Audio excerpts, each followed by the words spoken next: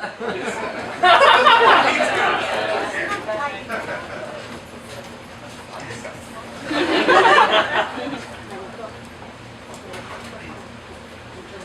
she said, I guess we can remember.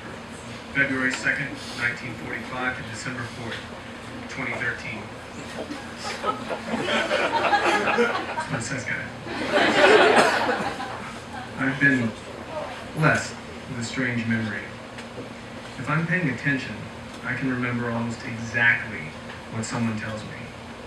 That being said, there are a lot of fuckers out there I ignore, so my talents aren't always recognized.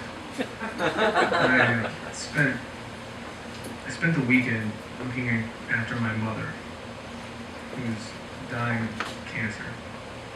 It sounds so stupid now, but I was afraid to go up there and look after her. So just for grins, of all the things my mother told me over those 3 days, these are my favorites. I knew when you really loved a girl because you become quiet and reserved around her, you'd stop trying to entertain. Now this is true. I just have this need to completely soak up everything they're saying, doing, wearing. So I get quiet. I observe. This tends to, well, it tends to annoy the fuck out of the person I'm totally digging. But if they understood this, then maybe it wouldn't be quite as annoying. I don't know. Modern love is confusing. There's a huge collection of stuffed animals piling up in the living room. I think she roughly gets 2 weeks into her from kids of all kinds of people. Seriously, kids that sat in her kindergarten class 25 years ago are writing her get well notes. Not emails, not Facebook shit. Actual handwritten notes with gifts. I had no idea that people would send stuffed animals to a geriatric woman. For the record, she's only 66 years old. That's hardly geriatric. We spent a lot of time watching the birds at her feeder. My mother's favorite bird is the cardinal. My favorite bird is the beautiful, loud, crazy as hell blue jay. They're bossy things, but you go ahead and you like your blue jays. We both agreed the mockingbird is probably the most annoying bird of all, and we lamented together that it's the state bird of Texas. My soft-spoken, always thoughtful, sociology-trained, and eventual kindergartner teacher to the gifted mother is surprisingly a master at the art of firearms. In fact, as a teen, she achieved the rank of distinguished expert by the National Rifle Association. It's their highest possible ranking. I was quite the star.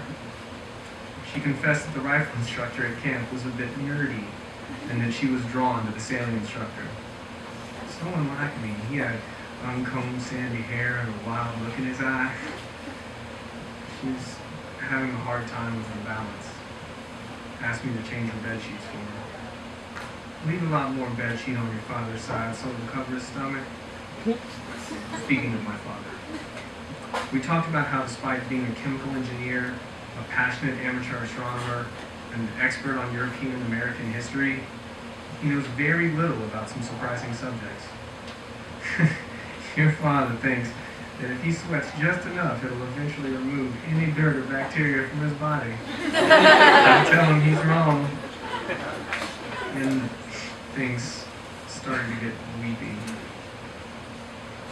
There were a lot of sad discussions that centered around her impending death and what it was like when her own mother and father died. I told her that I have a hard time talking to people about things that are important to me, anything serious or anything I'm worried about. I try to keep to myself, mostly.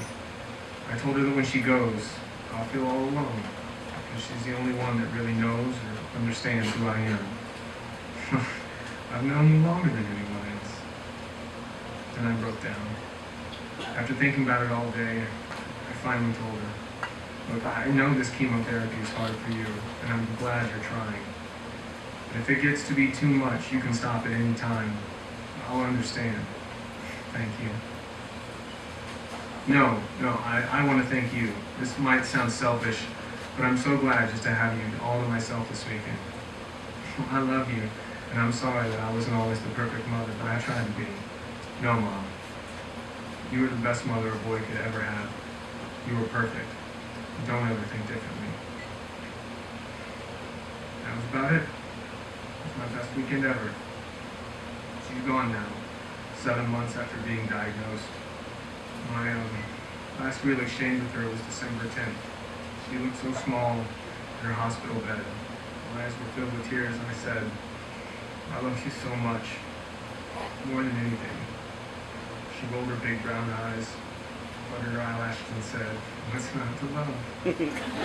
I love her, and I'll miss her forever.